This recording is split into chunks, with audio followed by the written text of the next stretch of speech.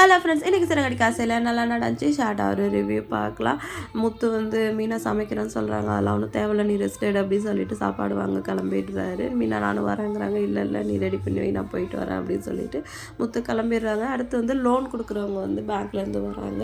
அவங்க எல்லா டாக்குமெண்ட்டுமே பார்த்துட்டு உங்களோட கடை, இந்த வீடு, இதோட வேல்யூ எல்லாமே போட்டாலும் 2 கோடி தர முடியும், அவ்வளோதான் சார், அதுக்கு மேலே தர முடியாது அப்படின்னு சொல்லிட்டு கிளம்பிடுறாங்க. விஜயாவுக்கு ஒரே பெருமை, என் பையனை நம்பி 2 கோடி ரூபா லோன் தரேன்னு சொல்கிறாங்க பாரு அப்படின்ட்டு பார்வதி கிட்ட பீத்திக்கிறாங்க.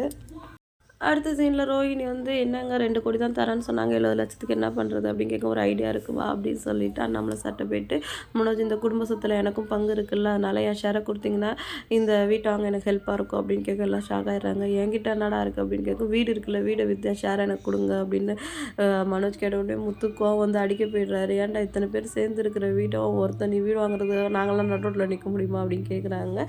எல்லா விஷயத்துலையும் சப்போர்ட் பண்ணுற விஜயா இதில் அமைதியாக இருக்காங்க. அண்ணாமலை சேர்ந்துட்டு இந்த வீட்டை விற்கிற நான் மட்டும் முடிவு எடுக்க முடியாது, உங்கள் அம்மா தான் முடிவு எடுக்கணும், எல்லாத்துக்கும் வரவா அவளே அமைதியாக இருக்கா பாரு அப்படின்னு சொல்லுவோம். அப்போயும் அவங்க அமைதியாக தான் இருக்காங்க.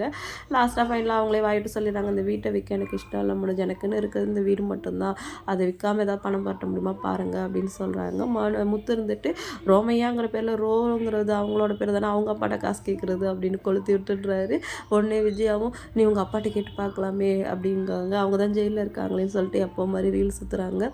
உன் மாமா கிட்ட கேட்டுப்பாரு அப்படின்னு சொல்லவும், எப்போ மாதிரி வித்யாவுக்கு ஃபோன் பண்ணி அப்படியா காசு எடுக்க முடியாதா, இன்னும் முடியாதா அங்கிள் அப்படின்னு சொல்லிட்டு அவங்களே கேள்வி கேட்டு அவங்களே பதில் சொல்லிட்டு வச்சிடுறாங்க. அக்கௌண்ட்லாம் ஃப்ரீஸில் இருக்கிறதால இப்போ எதுவும் எடுக்க முடியாதா ஆண்டி அப்படின்னு சொல்லிடுறாங்க. என்னாலே வீட்டை விற்க முடியாது, வேறு எப்படி பணம் பரட்டலாம் பாருங்கள் அப்படின்னு சொல்லவும் மனோஜ் கோச்சிக்கிட்டு மாடிக்கு கிளம்பிடுறாரு. மீனாக என்னங்க அவங்க ஒரு மாதிரி பதட்டமாக பேசுனாங்க, அவங்க பேசுனதெல்லாம் உண்மையாக பேசின மாதிரி தெரியல, அவங்களே கேள்வி கேட்டு அவங்களே பதில் சொல்லிட்ட மாதிரி இருந்துச்சு முத்துக்கிட்ட சொல்ல, ரொம்ப நாளாக எனக்கு சந்தேகம் இருக்குது, இந்த அம்மா எதை கேட்டுத்தனம் பண்ணுதுன்னு சொல்லிட்டு முத்தும் சொல்கிறாரு. அடுத்து ஸ்ருதியும் ரவியும் பேசிக்கிறாங்க.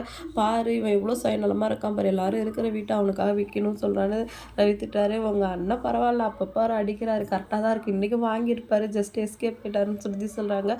அவர் படிக்கலைன்னாலும் ஓனாக ஏதோ ஒரு வேலை செஞ்சு அவருக்கானதை அவர் சம்பாதிக்கிறாரு, நீயும் படிச்சுட்டு ஒழுங்காக வேலைக்கு போகிற, உங்கள் அண்ணன் மட்டும்தான் அப்படி இருக்காரு, ரோகிணி மட்டும் இல்லை, இன்னும் அவர் ஓப்பி அடிச்சுட்டு வெளியில் தான் சுற்றிட்டு இருப்பாரு அப்படின்னு சொல்லிட்டு ஸ்ருதி சொல்கிறாங்க. இன்றைக்கி எபிசோட் இதெல்லாம் முடிஞ்சிருச்சு. வீடியோ லைக் பண்ணிக்கோங்க, இன்னொரு வீடியோவில் நம்ம மீட் பண்ணலாம். டாட்டா பாய்.